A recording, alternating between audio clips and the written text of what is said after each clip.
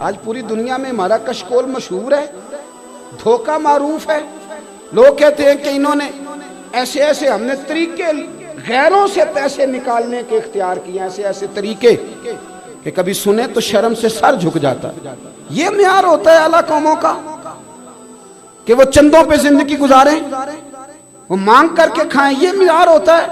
کسی کونے پہ بریک لگتی ہے تو آپ دیکھیں مانگنے والے کتنے زور و شور سے آتے ہیں. خدا را محنت کی عادت مہربانی فرمائیں، مہربانی خودداری سے جئیں اور تھوڑے پہ گزارا کریں.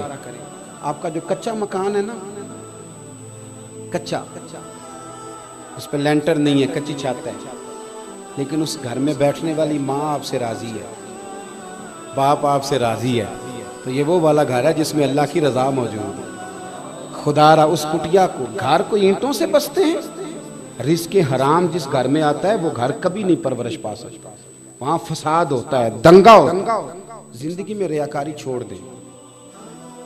قل ان صلاتی ونسکی ومحیایا ومماتی للہ رب العالمین. اللہ نے یہ بات بڑی پسند کی اور اپنے نبی سے کہلوائی. کہا محبوب مجھے یہ بات بڑی پسند ہے، تو مجھے کہہ کہ یا اللہ بے شک میری نماز، میری قربانیاں، میرا دنیا میں موجود رہنا اور پردہ کرنا للہ رب العالمین، اس رب کے لیے ہے جو تمام جہانوں کا پال. ریاکاری بہت زیادہ ہو گئی ہے، تصنع بہت زیادہ ہے. ریاکاری کا میں ترجمہ پتہ کیا کرتا ہوں؟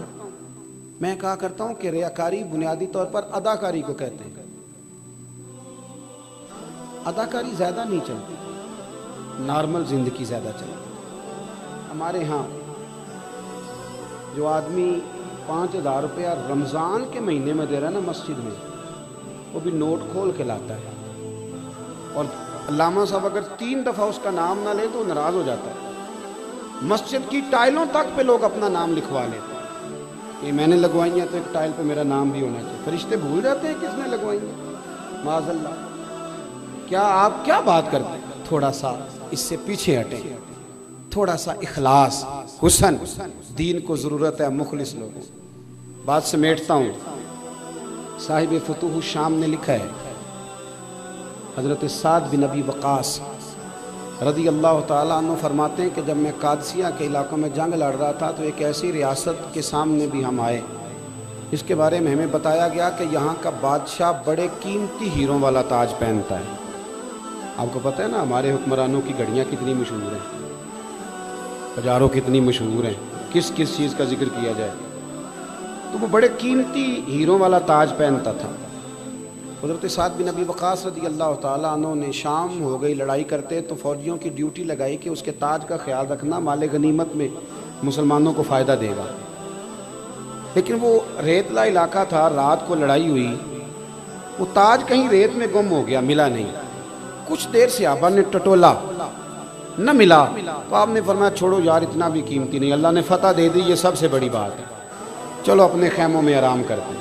حضرت سعد بن ابی وقاص سپہ سالار تھے. فرماتے میں اپنے خیمے میں آ کے لیٹا تو باہر سے نا ایک فوجی نے آواز دی کہ امیر اگر آپ جاگ رہے ہیں تو حاضر ہو جاؤں.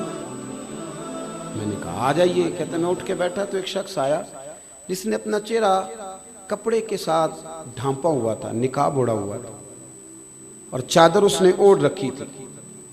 کہتے ہیں وہ کمرے میں داخل ہوا، اس نے چادر ہٹائی اور وہ ہیروں والا تاج میرے قدموں میں رکھ دیا. میں نے جب اس نے چادر ہٹائی تو میں نے اس کے سارے بازوؤں پر پیوند لگے ہوئے دیکھے. دامان توکل کی یہ خوبی ہے کہ اس پر پیوند لگے ہوتے ہیں پر دھبے نہیں ہوتے. دامان توکل کی یہ خوبی ہے کہ اس پر پیوند لگے ہوتے ہیں پر دھبے نہیں ہوتے. فرماتے ہیں کہ وہ کپڑے پھٹے ہوئے تھے، تاج انہوں نے رکھ دیا تو میں نے ان سے کہا کہ کہنے تمہیں کیسے ملا؟ کہنے لگے میں ابھی آ رہا تھا، گھوڑے کے پیر سے کوئی چیز ٹکرائی ہے تو مجھے روشنی پڑی ہے تو دیکھا تو تاج تھا تو دینے آئے. کہتے میں نے کہا آپ تو غریب آدمی لگتے ہیں. کہنے لگے 12 بچوں کا باپ ہوں. جب جہاد کے لیے نکلا تھا تو ایک وقت کا کھانا بچوں کے پاس تھا. ایک دوست کو بطور قرض حسنہ کچھ دینے کا کہہ آیا تھا، اللہ ان کی مدد کرے گا. فرماتے ہیں یہ کہہ کہ وہ باہر نکلنے لگے تو مجھے بڑا رشک آیا. میں نے ان سے کہا کہ اپنا نام تو بتا دیں، قبیلہ ہی بتا دیں، چہرہ ہی دکھا دیں. کہتے ہیں جب میں نے یہ کہا تو اس صحابی نے نہ رخ پھیرا نہ چہرہ دکھایا، اور کہنے لگے ساتھ کہ جو میں نے دیانتداری کا مظاہرہ کیا یہ آپ کے لیے نہیں کیا، اللہ کرے آپ کو سمجھ آئے۔ کہنے لگے یہ آپ کے لیے نہیں کیا کہ میں نام بتاتا پھروں اور میڈل لیتا پھروں، فرمایا جس رب اور جس رب کے رسول کے لیے میں نے یہ کام کیا ہے نا، وہ میرا نام بھی جانتے ہیں، باپ کا نام بھی جانتے ہیں، قبیلہ بھی جانتے ہیں، اور میرا چہرہ بھی جانتے ہیں، اور مجھے قیامت میں کیا اجر دینا ہے یہ بھی جانتے ہیں۔